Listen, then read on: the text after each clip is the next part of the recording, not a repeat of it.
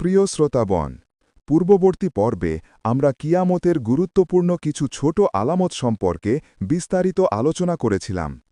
সময়ের স্বল্পতার কারণে পুরো আলোচনাটি শেষ করা সম্ভব হয়নি।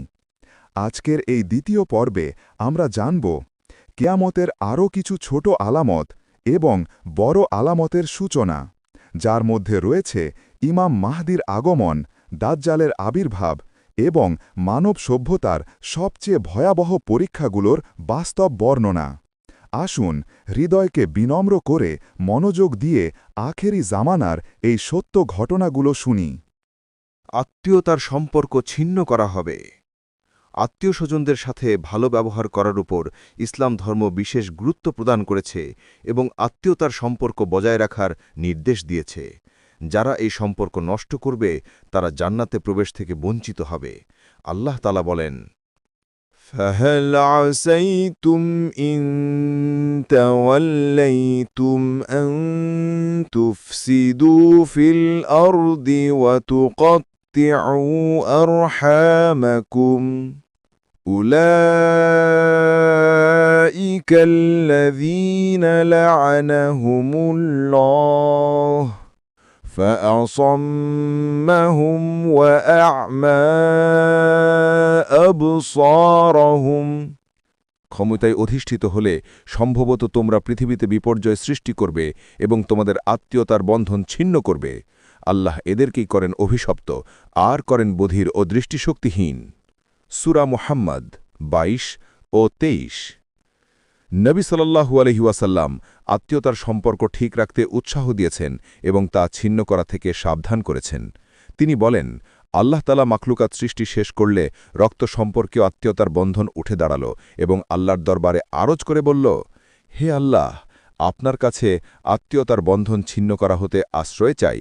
আল্লাহ বললেন, ঠিক আছে, যেই ব্যক্তি তোমার সাথে সম্পর্ক মিলিত রাখবে আমিও তার সাথে সম্পর্ক বজায় রাখব, আর যেই ব্যক্তি তোমার সাথে সম্পর্ক ছিন্ন করবে আমিও তার সাথে সম্পর্ক ছিন্ন করব। এতে কি তুমি সন্তুষ্ট নও? জবাবে আত্মীয়তার বন্ধন বলল, হ্যাঁ, আমি সন্তুষ্ট আছি। মুসলিম অধ্যায় কিতাবুল বিররি ওয়াসিলা। নবী সাল্লাল্লাহু আলাইহি ওয়াসাল্লাম আরও বলেন, লা ইয়াদখুলুল জান্নাতা কাতিউ রাহিমিন। আত্মীয়তার সম্পর্ক ছিন্নকারী জান্নাতে প্রবেশ করবে না। তিনি আরও বলেন, মান সাররাহু আন ইউবসাতা আলাইহি রিজকুহু আও ইউনসআ ফি আথারিহি ফালইয়াসিল রাহিমাহু। যে ব্যক্তি চায় তার রিজিক বৃদ্ধি হোক এবং বয়স বৃদ্ধি হোক, সে যেন আত্মীয়তার সম্পর্ক বজায় রাখে। বুখারী অধ্যায় কিতাবুল আদাব। আখিরি জামানায় কিয়ামতের পূর্বে ইসলামের এই সুন্দর নিদর্শনটির প্রতি অবহেলা করা হবে। লোকেরা কারণে অকারণে আত্মীয়তার সম্পর্ক ছিন্ন করবে। নবী সাল্লাল্লাহু আলাইহি ওয়াসাল্লাম বলেন, ওয়ালা তাকুমুস সাআতু হাত্তা ইয়াযহারাল ফুহশু ওয়া কাতিআতুর রাহিমি। অশ্লীল কর্ম বিস্তার এবং আত্মীয়তার সম্পর্ক নষ্ট না করা পর্যন্ত কিয়ামত প্রতিষ্ঠিত হবে না। মুসনাদে আহমদ শাকির সহি বলেছেন, রাসূল সাল্লাল্লাহু আলাইহি ওয়াসাল্লামের বাণী সত্যে পরিণত হয়েছে। এমন কোনো ইসলামী সমাজ পাওয়া যাবে না যেখানে আত্মীয়তার সম্পর্ক ছিন্ন করা হচ্ছে না। মাসের পর মাস, বছরের পর বছর চলে যায়, অথচ লোকেরা তাদের আত্মীয় স্বজনের খোঁজ খবর রাখে না। অনেক ক্ষেত্রে দেখা যায় একই গ্রাম কিংবা শহরে বসবাস করা সত্ত্বেও একে অন্যর বাড়িতে যাতায়াত করে না। বিশেষ করে ধনীরা তাদের অসহায় আত্মীয়দের পরিচয় পর্যন্ত ভুলে যায়। কোনো ক্ষেত্রে হঠাৎ দেখা হয়ে গেলে চিনেও না চেনার ভান করে থাকে। আল্লাহুল মুস্তাআন। লোকেরা কালো রং দিয়ে চুল দাড়ি রানাবে। সাদা চুল দাড়ি মেহেদি বা অন্য রং দিয়ে পরিবর্তন করা নবী সাল্লাল্লাহু আলাইহি ওয়াসাল্লামের সুন্নাত। তিনি সাদা চুলকে কালো রং বাদ দিয়ে অন্য রঙে পরিবর্তন করতে আদেশ দিয়েছেন।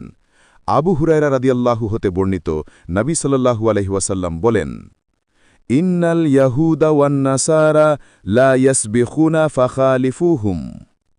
ইহুদি ও নাসারারা চুল ও দাড়িতে খেজাব লাগায় না, সুতরাং তোমরা খেজাব লাগিয়ে তাদের বিপরীত করো। বুখারী অধ্যায় হাদিসুল আম্বিয়া। কিন্তু কিয়ামতের পূর্বে লোকেরা এ আদেশ অমান্য করে কালো রং দিয়ে খেজাব লাগাবে। নবী সাল্লাল্লাহু আলাইহি ওয়াসাল্লাম বলেন, ইয়াকুনু কওমুন ইয়াখদিবুনা ফি আখিরিজ জামানি বিসসাওয়াদি কাহাওয়াসিলিল হামামি লা ইয়ারিহুনা রাইহাতাল জান্নাতি। আখেরি জামানায় একদল লোকের আগমন হবে যারা সাদা চুলদাড়ি কালো রং দিয়ে পরিবর্তন করবে, তারা জান্নাতের গন্ধও পাবে না। আবু দাউদ অধ্যায় কিতাবুত তারাজ্জুল, আলবানী রহেমাকুল্লাহ হাদিসটিকে সহি বলেছেন। গায়াতুল মারাম পৃষ্ঠা নং ৮৪। কৃপণতা বৃদ্ধি পাবে। কৃপণতা একটি নিকৃষ্ট অভ্যাস। আল্লাহ যাকে এই বদভ্যাস থেকে হেফাজত করবেন সে অবশ্যই সফলকাম হবে। আল্লাহ তাআলা বলেন, ওয়ামান ইউকা শুহা নাফসিহি ফাউলাইকা হুমুল মুফলিহুন। যারা কার্পণ্য হতে নিজেদেরকে মুক্ত করেছে তারাই সফলকাম। সূরা হাশর ৯। ইসলাম সম্পদশীল লোকদেরকে আল্লাহর পথে ও ভালো কাজে সম্পদ খরচ করতে আদেশ করেছে এবং কৃপণতা করতে নিষেধ করেছে। কিন্তু কিয়ামতের নিকটবর্তী সময়ে এই উম্মাতের ধনী লোকেরা দরিদ্র, অভাবী ও ইয়েতিমদের জন্য খরচ করা থেকে বিরত থাকবে।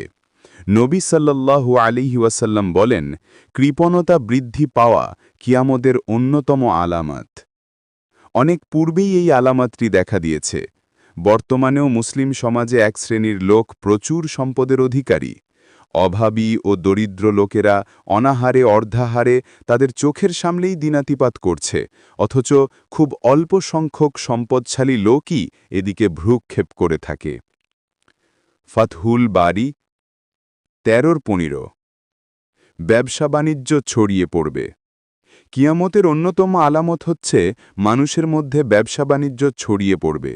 নবী সাল্লাল্লাহু আলাইহি ওয়াসাল্লাম বলেন, বাইনা ইয়াদাইয়্যিস সাআতি তাসলিমুল খাসসাতি ওয়া তাফশুত তিজারাতু হাত্তা তুঈনাল মারআতু যাওজাহা আলা তিজারাতি। কিয়ামতের পূর্বে কেবল পরিচিত লোকদেরকেই সালাম দেওয়া হবে, ব্যবসা বাণিজ্য ছড়িয়ে পড়বে, এমনকি স্ত্রীলোকেরা তাদের স্বামীদেরকে ব্যবসায়িক কাজে সহযোগিতা করবে। মুসনাদ আহমদ শাকের রাহিমাহুল্লাহ হাদিসটিকে সহি বলেছেন। বর্তমানকালে এই আলামতটি প্রকাশিত হয়েছে।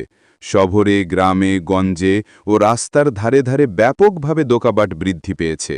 মহিলারাও এতে পিছিয়ে নেই, তারাও স্বামীদের সাথে ব্যবসা বাণিজ্যে অংশ নিচ্ছে। ধন সম্পদ উপার্জন ও সঞ্চয়ে একে অপরের সাথে প্রতিযোগিতায় লিপ্ত রয়েছে। ভূমিকম্প বৃদ্ধি পাবে। নবী সাল্লাল্লাহু আলাইহি ওয়াসাল্লাম বলেন, লা তাকুমুস সাআতু হাত্তা তাকসুরাজ জালাজিলা। বেশি বেশি ভূমিকম্প না হওয়া পর্যন্ত কিয়ামত প্রতিষ্ঠিত হবে না।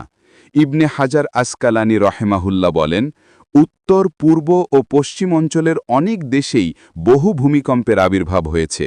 বর্তমানে আমরা প্রায়ই পত্রপত্রিকা ও প্রচার মাধ্যমে বিভিন্ন দেশে ভূমিকম্পের খবর শুনতে পাই। হতে পারে এগুলো কিয়ামতের আলামত হিসাবে প্রকাশিত হয়েছে। যদি তা না হয়ে থাকে তাহলে আমরা বলবো, এসব ভূমিকম্প কিয়ামতের আলামত হিসাবে প্রকাশিত বা ভূমিকম্পের প্রাথমিক পর্যায় স্বরূপ। ২০০৫ সালে শ্রীলঙ্কা, ইন্দোনেশিয়া, থাইল্যান্ড ও ভারতসহ দক্ষিণ পূর্ব এশিয়ার কয়েকটি দেশে হয়ে যাওয়া সুনামির ঘটনা কিয়ামত নিকটবর্তী হওয়ার একটি সুস্পষ্ট আলামত। ভূমিধস ও চেহারা বিকৃতির শাস্তি দেখা দিবে। আখিরি জামানায় যখন অশ্লীলতা ও পাপাচার ব্যাপকভাবে বৃদ্ধি পাবে, তখন এই উম্মতের কিছু লোককে বিভিন্ন প্রকার শাস্তিতে পাকড়াও করা হবে। নবী সাল্লাল্লাহু আলাইহি ওয়াসাল্লাম বলেন, ইয়াকুনু ফি আখিরি যিহিল উম্মতি খসফু ওয়া মাসখু ওয়া কযফু। ক্বালাত কুলতু ইয়া রাসূলাল্লাহি আনুহলাকু ওয়া ফীনাস সালিহুনা। ক্বালা নাআমু ইযা যাহারাল খবাথু। আখিরি জামানায় এই উম্মতের কিছু লোককে ভূমিধস, চেহারা পরিবর্তন এবং উপরে উঠিয়ে নিক্ষেপ করে শাস্তি দেয়া হবে। আয়েশা রাদিয়াল্লাহু আনহা বলেন, আমি বললাম, হে আল্লাহর রাসূল, আমাদের মাঝে শতলোক থাকতেও কি আমরা ধ্বংস হয়ে যাব? উত্তরে নবী সাল্লাল্লাহু আলাইহি ওয়াসাল্লাম বললেন, হ্যাঁ, যখন অশ্লীলতা বৃদ্ধি পাবে। তিনি আরও বলেন, বাইনা ইয়াদাই সাআতি মাসহু ওয়া খসফু ওয়া কযফু। কিয়ামতের পূর্বে ভূমিধস, চেহারা পরিবর্তন এবং উপরে উঠিয়ে নিক্ষেপ করার মাধ্যমে শাস্তি দেয়া হবে। আমাদের জামানায় এবং আমাদের পূর্ববর্তী জামানায় পূর্ব ও পশ্চিমের বিভিন্ন দেশে অনেক ভূমিধসের ঘটনা সংঘটিত হয়েছে। এটি কঠিন আযাবের পূর্ব সংকেত এবং আল্লাহর পক্ষ থেকে তার বান্দার জন্য ভীতি প্রদর্শন এবং গুনাহগার ও বিদাতীদের জন্য শাস্তিস্বরূপ, যাতে লোকেরা শিক্ষা গ্রহণ করে এবং তাদের প্রভুর দিকে প্রত্যাবর্তন করে এবং এটাও বিশ্বাস করে যে কিয়ামত অতি নিকটবর্তী। পাপ কাজ ও নাফরমানিতে লিপ্ত হওয়ার কারণে আল্লাহ তাআলা বনি ইসরায়েলের এক শ্রেণীর লোকের চেহারা পরিবর্তন করে শূকর ও বানরে পরিবর্তন করে ধ্বংস করেছিলেন। তবে এই উম্মতে এখনও চেহারা পরিবর্তনের শাস্তি আসেনি। কিয়ামতের পূর্বে মানুষ যখন জেনা ব্যভিচার, মদপান এবং গান বাজনা সহ নানা ধরনের পাপের কাজে লিপ্ত হবে, তখন এই শাস্তি অবশ্যই আসবে। কারণ নবী সাল্লাল্লাহু আলাইহি ওয়াসাল্লাম সহি হাদিসে এ ব্যাপারে ভবিষ্যদ্বাণী করেছেন, তা কিয়ামতের পূর্বে অবশ্যই বাস্তবায়িত হবে। পরিচিত লোকদেরকেই সালাম দেয়া হবে। কিয়ামত নিকটবর্তী হওয়ার অন্যতম আলামত হচ্ছে মুসলমানরা কেবল পরিচিত লোকদেরকেই সালাম দিবে। এই বিষয়টি বর্তমান জামানায় সুস্পষ্ট হয়ে দেখা দিয়েছে। অনেক লোকই পরিচিত ব্যতীত অন্য কাউকে সালাম দেয় না। এটি সুন্নাত বিরোধী কাজ। নবী সাল্লাল্লাহু আলাইহি ওয়াসাল্লাম পরিচিত অপরিচিত সকল মুসলিমকেই সালাম দিতে বলেছেন, কেননা সালাম বিনিময় করা মুসলমানদের ভিতরে ভালোবাসা সৃষ্টির অন্যতম মাধ্যম। তিনি বলেন, তোমরা ঈমানদার না হয়ে জান্নাতে যেতে পারবে না, আর একে অপরকে ভালো না বাসলে ঈমানদার হতে পারবে না। আমি কি তোমাদেরকে এমন বিষয়ের সন্ধান দেব না যা করলে তোমরা একে অপরকে ভালোবাসতে পারবে? তোমরা বেশি করে সালামের প্রচলন করো। বেপর্দা নারীর সংখ্যা বৃদ্ধি পাবে। কিয়ামতের অন্যতম আলামত হচ্ছে মহিলারা ইসলামী পোশাক পরিত্যাগ করে এমন পোশাক পরিধান করবে যাতে তাদের সতর ঢাকবে না। তারা মাথার চুল ও সৌন্দর্যের স্থানগুলো প্রকাশ করে ঘর থেকে বের হবে। নবী সাল্লাল্লাহু আলাইহি ওয়াসাল্লাম বলেন, কিয়ামতের আলামত হচ্ছে মহিলাদের জন্য এমন পোশাক আবিষ্কার হবে যা পরিধান করার পরও মহিলাদেরকে উল্লঙ্গ মনে হবে। অর্থাৎ তাদের পোশাকগুলো এমন সংকীর্ণ ও আঁটোসাঁটো হবে যে তা পরিধান করলেও শরীরের গঠন ও সৌন্দর্যের স্থানগুলো বাহির থেকে সুস্পষ্ট বোঝা যাবে। এই হাদিসটিতে নবুয়তের সুস্পষ্ট মোজেজা রয়েছে। নবী সাল্লাল্লাহু আলাইহি ওয়াসাল্লাম আজ থেকে প্রায় ১৫০০ বছর পূর্বে যা বলেছেন তা আজ হুবহু বাস্তবায়িত হয়েছে। মিথ্যা কথা বলার প্রচলন বৃদ্ধি পাবে। কিয়ামতের পূর্বে ব্যাপকভাবে মিথ্যা কথা বলার প্রচলন ঘটবে। এমনকি এক শ্রেণীর লোক নবী সাল্লাল্লাহু আলাইহি ওয়াসাল্লাম এর নামে মিথ্যা হাদিস রচনা করে মানুষের মাঝে প্রচার করবে। বাস্তবে তাই হয়েছে। ইসলাম প্রচার ও তাবলিগের নামে বানোয়াট কিচ্ছাকাহিনী ও জাল হাদিস তৈরি করে এক শ্রেণীর লোক মানুষকে বিভ্রান্ত করছে। নবী সাল্লাল্লাহু আলাইহি ওয়াসাল্লাম বলেন, আখিরি জামানার আমার উম্মতের কিছু লোক তোমাদের কাছে এমন কথা বর্ণনা করবে যা তোমরাও শোনোনি এবং তোমাদের বাপদাদারাও শোনেনি। তোমরা তাদের থেকে সাবধান থাকবে, তারা যেন তোমাদেরকে বিভ্রান্ত করতে না পারে। হাদিসের ভাষ্য সত্যে পরিণত হয়েছে। বর্তমানকালে মানুষের মাঝে মিথ্যা কথা বলার অভ্যাস ব্যাপকভাবে বৃদ্ধি পেয়েছে। যদি বলা হয় বর্তমানে একজন সত্যবাদী খুঁজে পাওয়া খুবই কঠিন, তাতেও অতিরঞ্জিত হবে না বলে মনে হয়। যাচাই বাছাই না করেই মানুষকে বিভ্রান্ত করার জন্যে মিথ্যা সংবাদ প্রচার করতে লোকেরা মোটেও দ্বিধাবোধ করে না। প্রচার মাধ্যমগুলো অনবরত মিথ্যা সংবাদ প্রচার করার কারণে সত্য মিথ্যার মাঝে পার্থক্য করা কঠিন হয়ে যায়। মিথ্যা সাক্ষ্য দেওয়ার প্রচলন ঘটবে। নবী সাল্লাল্লাহু আলাইহি ওয়াসাল্লাম বলেন, ইন্না বাইনা ইয়াদাই শাহাদাতি জুরি ওয়া কিতমানি শাহাদাতিল হাক্কি। কিয়ামতের পূর্বে মিথ্যা সাক্ষ্য দেওয়ার প্রচলন ঘটবে এবং সত্য সাক্ষ্য গোপন করা হবে। মুসনাদ আহমাদ সাকির সহি বলেছেন। বর্তমান সমাজে সামান্য স্বার্থের বিনিময়ে মিথ্যা সাক্ষ্য দেওয়ার প্রচলন ব্যাপকভাবে দেখা দিয়েছে। অপরপক্ষে সত্যের সাক্ষী দেওয়ার লোক খুবই কম পাওয়া যায়। মহিলার সংখ্যা বৃদ্ধি পাবে এবং পুরুষের সংখ্যা কমে যাবে। নবী সাল্লাল্লাহু আলাইহি ওয়াসাল্লাম বলেন, মিন আশরাতি সাআতি আন তাকসুরান নিসাউ ওয়া ইয়াকিল্লার রিজালু হাত্তা ইয়াকুনা লিকুল্লি 50 ইমরাআতিন আল কাইয়্যিমুল ওয়াহিদু। কিয়ামতের আলামত হচ্ছে মহিলার সংখ্যা বৃদ্ধি পাবে এবং পুরুষের সংখ্যা কমে যাবে। এমনকি 50 জন মহিলার দেখাশোনার জন্য মাত্র একজন পুরুষ থাকবে। বুখারী অধ্যায় কিতাবুল এলম। এই হাদিসের ব্যাখ্যায় বলা হয়েছে যে কিয়ামতের পূর্বে ফিতনার সময় ব্যাপক যুদ্ধ হবে। যুদ্ধে যেহেতু কেবল পুরুষেরাই অংশগ্রহণ করে থাকে, তাই যুদ্ধে অংশগ্রহণ করে পুরুষেরা অকাতরে নিহত হবে, ফলে পুরুষের তুলনায় নারীর সংখ্যা বৃদ্ধি পাবে। ইমাম ইবনে হাজার আসকালানি রহেমাল্লাহু এই মতটিকে প্রত্যাখ্যান করে বলেন, হাদিসের প্রকাশ্য অর্থ হল কোনো কারণ ছাড়াই শুধু কিয়ামতের আলামত হিসাবে নারীর সংখ্যা বৃদ্ধি পাবে। আল্লাহ তাআলা আখিরি জামানায় পুরুষের তুলনায় বেশি নারী সৃষ্টি করবেন। বর্তমানেও এই আলামতটি প্রকাশিত হয়েছে। কোনো কোনো দেশে জরিপ করে দেখা গেছে পুরুষের তুলনায় নারীর সংখ্যা অনেক বেশি, ভবিষ্যতে আরও বৃদ্ধি পাবে। মোট কথা, স্বভাবগত ও যুদ্ধ উভয় কারণে পুরুষের সংখ্যা কমতে পারে।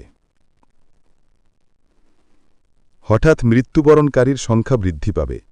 নবী সাল্লাল্লাহু আলাইহি ওয়াসাল্লাম বলেন, কিয়ামতের অন্যতম আলামত হচ্ছে হঠাৎ করে মৃত্যুবরণকারীর সংখ্যা বৃদ্ধি পাবে। বর্তমানে এরকম ঘটনা প্রায়ই শোনা যায়। দেখা যায় একজন মানুষ সম্পূর্ণ সুস্থ, হঠাৎ শোনা যায় সে মৃত্যুবরণ করেছে। সুতরাং মানুষের উচিত মৃত্যু আসার পূর্বেই আল্লাহর কাছে তওবা করা এবং সকল প্রকার পাপ কাজ থেকে বিরত থাকা। আরব উপদ্বীপ নদ-নদী এবং গাছপালায় পরিপূর্ণ হয়ে যাবে। বর্তমানে আরব উপদ্বীপে কোনো নদীনালা নেই, গাছপালার সংখ্যা খুবই কম, চাষাবাদের উপযোগী ভূমির পরিমাণ খুবই নগণ্য। কিয়ামতের পূর্ব মুহূর্তে আরব উপদ্বীপের পরিবেশ পরিবর্তন হয়ে যাবে এবং তা গাছপালা ও নদীনালায় পরিপূর্ণ হয়ে যাবে। নবী সাল্লাল্লাহু আলাইহি ওয়াসাল্লাম বলেন, লা তাকুমুস সাআতু হাত্তা তাউদা আরদুল আরাবি মুরুজান ওয়ানহারান। ততদিন পর্যন্ত কিয়ামত প্রতিষ্ঠিত হবে না যতদিন না আরব উপদ্বীপ গাছপালা ও নদীনালায় পরিপূর্ণ হবে। হাদিসের প্রকাশ্য বর্ণনা থেকে বোঝা যাচ্ছে যে আরব দেশগুলোতে কিয়ামতের পূর্বে পানির অভাব হবে না। তাতে প্রচুর পরিমাণে নদী প্রবাহিত হবে, ফলে গাছপালা ও নানা উদ্ভিদ উৎপন্ন হবে এবং বন জঙ্গলে ভরে যাবে। মুসলিম অধ্যায় কিতাবুল জাকাত। মুমিনের স্বপ্ন সত্য হবে। কেয়ামতের অন্যতম আলামত হচ্ছে আখিরি জামানায় মুমিন ব্যক্তির স্বপ্ন মিথ্যা হবে না, বরং ঘুমন্ত অবস্থায় সে যা স্বপ্নে দেখবে তা সত্যে পরিণত হবে। যার ঈমান যত মজবুত হবে তার স্বপ্নও তত বেশি সত্য হবে। নবী সাল্লাল্লাহু আলাইহি ওয়াসাল্লাম বলেন, যখন কিয়ামত নিকটবর্তী হবে তখন মুমিন ব্যক্তির স্বপ্ন মিথ্যা হবে না। যে মুমিন মানুষের সাথে কথাবার্তায় সত্যবাদী হবেন তার স্বপ্ন বেশি সত্যে পরিণত হবে। মুমিনের স্বপ্ন নবুয়াতের ৪৫ ভাগের ১ ভাগের সমান। স্বপ্ন ৩ প্রকার। ১. মুমিনের সত্য স্বপ্ন আল্লাহর পক্ষ হতে সুসংবাদ স্বরূপ। ২. যে সমস্ত স্বপ্ন মনের ভিতর দুশ্চিন্তা আনয়ন করে তা শয়তানের পক্ষ থেকে। আর ১ প্রকারের স্বপ্ন অন্তরের কল্পনা মাত্র। সুতরাং তোমাদের কেউ যদি স্বপ্নে অপছন্দনীয় কিছু দেখে, সে যেন বিছানা থেকে উঠে নামাজে দাঁড়িয়ে যায় এবং স্বপ্নের কথা কারো কাছে প্রকাশ না করে। ইবনে আবি হামজাহ বলেন, আখেরি জামানায় মুমিনের স্বপ্ন সত্য হওয়ার অর্থ এই যে অধিকাংশ সময় স্বপ্নে যা দেখেছে তাই বাস্তবে পরিণত হবে, স্বপ্নের ব্যাখ্যার প্রয়োজন হবে না। অথচ ইতিপূর্বে তা অস্পষ্ট হওয়ার কারণে ব্যাখ্যার প্রয়োজন হতো, ফলে কখনো ব্যাখ্যার বিপরীত হতো। শেষ জামানায় স্বপ্ন সত্যে পরিণত হওয়ার কারণ এই যে তখন মুমিন লোকের সংখ্যা কমে যাবে, ফলে সে সময় মুমিন ব্যক্তি কোনো সহযোগী ও সান্ত্বনা দানকারী খুঁজে পাবেন না। তাই সত্য স্বপ্নের মাধ্যমে তাকে সান্ত্বনা দেয়া হবে। কোন জামানায় মুমিনের স্বপ্ন সত্যে পরিণত হবে তার ব্যাপারে আলেমদের কয়েক রকমের বক্তব্য রয়েছে। ক. এটি হবে কিয়ামতের পূর্বে যখন ইলমে দিন উঠিয়ে নেয়া হবে, ইসলামী শরিয়াতের নাম নিশানা মিটে যাবে এবং ফিতনা ফাসাদ এবং যুদ্ধ বিগ্রহ সংঘটিত হবে। খ. আখিরি জামানায় যখন মুমিনের সংখ্যা কমে যাবে এবং কুফুর, পাপাচারিতা ও মূর্খতা ছড়িয়ে পড়বে, তখন মুমিনের স্বপ্ন সত্যে পরিণত হবে। মুমিন লোকের সংখ্যা কমে যাওয়ার কারণে একসময় তারা একাকিত্ব অনুভব করবে এবং নিজেদেরকে অসহায় মনে করবে। অন্য একজন মুমিনের সাথে বসে কথা বলার এবং মনের ভাব বিনিময় করার মানুষ খুঁজে পাওয়া কঠিন হয়ে যাবে। এহেন কঠিন পরিস্থিতিতে স্বপ্নের মাধ্যমে মুনিদদেরকে সান্ত্বনা প্রদান করা হবে। গ. এটি হবে আখেরি জামানায় ঈসা আলাইহি ওয়াসাল্লাম আকাশ থেকে নেমে আসার পর। কারণ খুলাফায়ে রাশেদার যুগের পর ঈসা আলাইহি ওয়াসাল্লামের জামানা হবে সর্বোত্তম জামানা। সে যুগের মানুষ অত্যন্ত সত্যবাদী হবে, কাজেই তাদের স্বপ্নও সত্য হবে। আল্লাহই ভালো জানেন। সুন্নাতি আমল সম্পর্কে গাফিলতি করবে।